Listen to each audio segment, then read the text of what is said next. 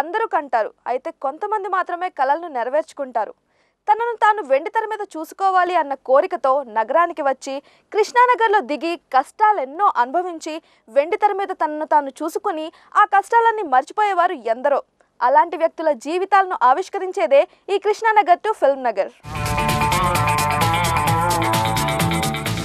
ఎక్కడో మారుమూల పల్లెలో పుట్టి కూరగాయలు అమ్ముతూ కరాటే నేర్పుతూ ఏదో చెయ్యాలన్న తపనతో భాగ్యనగరానికి వచ్చి అన్నపూర్ణ స్టూడియోస్ ముందు కలలు కంటూ సెట్ అసిస్టెంట్గా జీవితాన్ని ప్రారంభించి కృష్ణానగర్లో ఎన్నో కష్టాలను అనుభవించి జై సినిమాతో వెండితెరకు పరిచయమై తన మార్క్ కామెడీతో మనల్ని ఎంటర్టైన్ చేస్తున్న జై వేణుతో ఈ వారం కృష్ణానగర్ టు ఫిల్మ్ నగర్.